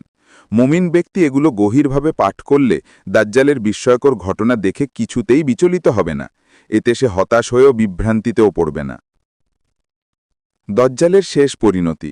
সহিহ হাদিসের বিবরণ অনুযায়ী ঈসা ইবনে মারিয়াম আলাইহিস সালামের হাতে দাজ্জাল নিহত হবে। বিস্তারিত বিবরণ এই যে মক্কা মদ্দিনা ব্যতীত পৃথিবীর সকল দেশেই সে প্রবেশ করবে। তার অনুসারীর সংখ্যা হবে প্রচুর, সমগ্র দুনিয়ায় তার ফিতনা ছড়িয়ে পড়বে। সামান্য সংখ্যক মমিনী সে তার ফিতনা থেকে রেহাই পাবে। ঠিক সে সময় দামেস্ক শহরের পূর্ব প্রান্তে অবস্থিত এক মসজিদের সাদা মিনারের ওপর ঈসা আলাইহিওয়াসাল্লাম আকাশ থেকে অবতরণ করবেন। মুসলমানগণ তার পার্শ্বে একত্রিত হবেন। তাদেরকে সাথে নিয়ে তিনি দাজ্জালের দিকে রওনা দিবেন। দাজ্জাল সে সময় বাইতুল মাকদিসের দিকে অগ্রসর হতে থাকবে। অতঃপর ঈসা আলাইহিওয়াসাল্লাম ফিলিস্তিনের লুদ শহরের গেটে দাজ্জালকে পাকড়াও করবেন। ঈসা আলাইহিওয়াসাল্লামকে দেখে সে পানিতে লবণ গলার মতো গলতে শুরু করবে। ঈসা আলাইহিওয়াসাল্লাম তাকে লক্ষ্য করে বলবেন, তোমাকে আমি একটি আঘাত করব যা থেকে তুমি কখনো রেহাই পাবে না। ঈসা আলাইহিওয়াসাল্লাম তাকে বর্ষা দিয়ে আঘাত করবেন। অতঃপর মুসলমানগণ তাহার নেতৃত্বে ইহুদিদের বিরুদ্ধে যুদ্ধ করবে। মুসলমানদের হাতে দাজ্জালের বাহিনী ইহুদির দল পরাজিত হবে। তারা কোথাও পালাবার স্থান পাবে না। গাছের আড়ালে পালানোর চেষ্টা করলে গাছ বলবে, হে মুসলিম আসো, আমার পিছনে একজন ইহুদি লুকিয়ে আছে, আসো এবং তাকে হত্যা করো। পাথর বা দেয়ালের পিছনে পলায়ন করলে পাথর বা দেয়াল বলবে, হে মুসলিম আমার পিছনে একজন ইহুদি লুকিয়ে আছে, আসো এবং তাকে হত্যা করো। তবে গারকাদ গাছ ইহুদিদেরকে গোপন করার চেষ্টা করবে, কেননা সেটি ইহুদিদের বৃক্ষ বলে পরিচিত। সহি মুসলিম শরীফে আবু হুরেরা রাদিয়াল্লাহু থেকে বর্ণিত, নবী সাল্লাল্লাহু আলহি ওয়াসাল্লাম বলেন, ততক্ষণ পর্যন্ত কেয়ামাত হবে না যতক্ষণ না মুসলমানেরা ইহুদিদের সাথে যুদ্ধ করবে। অতঃপর মুসলমানেরা ইহুদিকে হত্যা করবে। ইহুদিরা গাছ ও পাথরের আড়ালে পালাতে চেষ্টা করবে, কিন্তু কেউ তাদের আশ্রয় দিবে না। গাছ বা পাথর বলবে, হে মুসলিম, হে আল্লাহর বান্দা, আমার পিছনে একজন ইহুদি লুকিয়ে আছে, আসো এবং তাকে হত্যা করো। তবে গারকাদ গাছ কোনো কথা বলবে না। এটি ইহুদিদের গাছ বলে পরিচিত। দাজ্জালের শেষ পরিণতি। সহি হাদিসের বিবরণ অনুযায়ী ঈসা ইবনে মারিয়াম আলাইহি ওয়াসাল্লামের হাতে দাজ্জাল নিহত হবে। বিস্তারিত বিবরণ এই যে মক্কা ও মদ্দিনা ব্যতীত পৃথিবীর সকল দেশেই সে প্রবেশ করবে। তার অনুসারীর সংখ্যা হবে প্রচুর, সমগ্র দুনিয়ায় তার ফিতনা ছড়িয়ে পড়বে। সামান্য সংখ্যক মুমিনই তার ফিতনা থেকে রেহাই পাবে। ঠিক সে সময় দামেস্কের শহরের পূর্ব প্রান্তে অবস্থিত এক মসজিদের সাদা মিনারের ওপর ঈসা আলাইহি ওয়াসাল্লাম আকাশ থেকে অবতরণ করবেন। মুসলমানগণ তার পার্শ্বে একত্রিত হবে। তাদেরকে সাথে নিয়ে তিনি দাজ্জালের দিকে রওনা দিবেন। দাজ্জাল সে সময় বাইতুল মকদিসের দিকে অগ্রসর হতে থাকবে। অতঃপর ঈসা আলাইহি ওয়াসাল্লাম ফিলিস্তিনের লুদ শহরের গেইটে দাজ্জালকে পাকড়াও করবেন। ঈসা আলাইহি ওয়াসাল্লামকে দেখে সে পানিতে লবণ গলার ন্যায় গলতে শুরু করবে। ঈসা আলাইহি ওয়াসাল্লাম তাকে লক্ষ্য করে বলবেন, তোমাকে আমি একটি আঘাত করব যা থেকে তুমি কখনোই রেহাই পাবে না। ঈসা আলাইহি ওয়াসাল্লাম তাকে বর্ষা দিয়ে আঘাত করবেন। অতঃপর মুসলমানেরা তার নেতৃত্বে ইহুদিদের বিরুদ্ধে যুদ্ধ করবে। মুসলমানদের হাতে দাজ্জালের বাহিনীর ইহুদির দল পরাজিত হবে। তারা কোথাও পালাবার স্থান পাবে না। গাছের আড়ালে পালানোর চেষ্টা করলে গাছ বলবে, হে মুসলিম আসো, আমার পিছনে একজন ইহুদি লুকিয়ে আছে, আসো এবং তাকে হত্যা করো। পাথর বা দেয়ালের পিছনে পলায়ন করলে পাথর বা দেয়াল বলবে, হে মুসলিম আমার পিছনে একজন ইহুদি লুকিয়ে আছে, আসো এবং তাকে হত্যা করো। তবে গারকাদ নামক গাছ ইহুদিদেরকে গোপন করার চেষ্টা করবে, কেননা সেটি ইহুদিদের বৃক্ষ বলে পরিচিত। সহি মুসলিম শরীফে আবু হুরায়রা হতে বর্ণিত, নবী সাল্লাল্লাহু আলাইহি ওয়াসাল্লাম বলেন, ততক্ষণ পর্যন্ত কেয়ামত হবে না যতক্ষণ না মুসলমানেরা ইহুদিদের সাথে যুদ্ধ করবে। অতঃপর মুসলমানেরা ইহুদিকে হত্যা করবে। ইহুদিরা গাছ ও পাথরের আড়ালে পালাতে চেষ্টা করবে, কিন্তু কেউ তাদেরকে আশ্রয় দিবে না। গাছ বা পাথর বলবে, হে মুসলিম, হে আল্লাহর বান্দা, আমার পিছনে একজন ইহুদি লুকিয়ে আছে, আসো এবং তাকে হত্যা করো। তবে গারকাদ নামক গাছ ইহুদিদেরকে গোপন করার চেষ্টা করবে, কেননা সেটি ইহুদিদের বৃক্ষ বলে পরিচিত। ১ তিরমিজি অধ্যায় কিতাবুল ফিতান। ২ বুখারী অধ্যায় কিতাবুল ফিতান। ৩ মুসলিম অধ্যায় কিতাবুল ফিতান। ৪ বুখারী অধ্যায় কিতাবুল ফিতান। ৫ বুখারী অধ্যায় কিতাবুল ফিতান। ৬ মুসলিম অধ্যায় কিতাবুল ফিতান। ৭ সহি মুসলিম শরীফের শরহ ৯০-র সাথে ১৮/৬১। ৮ ফতহুল বারী ১৩/১০০। 9 মুসলিম অধ্যায় কিতাবুল ফিতান 10 মুসলিম অধ্যায় কিতাবুল ফিতান 11 মুসলিম অধ্যায় কিতাবুল ফিতান 12 সহিহুল জামে আস-সাগির হা প্রিয় শ্রোতাগণ, আগামী পর্বে আমরা জানব দাজ্জালের মৃত্যু, ঈসা আলাইহিসসালামের ওয়াফাত এবং পৃথিবীর সম্পূর্ণ ধ্বংসের চূড়ান্ত ঘটনা, যা হবে এই সিরিজের সবচেয়ে গুরুত্বপূর্ণ এবং আলোড়ন সৃষ্টিকারী অংশ। আশা করি আল্লাহ আমাদের সঠিক পথ দেখান, ঈমানের ওপর অটল রাখেন এবং কেয়ামতের আগের ফিতনা থেকে রক্ষা করেন। আমিন। এই সিরিজের উদ্দেশ্য মানুষের হৃদয়ে আল্লাহ ভীতি জাগানো, পরকালের প্রস্তুতি স্মরণ করিয়ে দেওয়া এবং সত্যিকার ইসলামিক জ্ঞান সহজ ভাষায় পৌঁছে দেওয়া। অত্যন্ত বিনয়ের সাথে অনুরোধ করছি, আশা হেদায়েত মিডিয়া চ্যানেলকে সাবস্ক্রাইব করুন, ভিডিওটি শেয়ার করুন যাতে আরও মানুষ উপকৃত হতে পারে এবং আপনার আমলনামায় সদকায়ে জারিয়া হিসাবে লেখা হয়। জাযাকাল্লাহু খাইরান। পরবর্তী পর্বে পুনরায় দেখা হবে ইনশা আল্লাহ।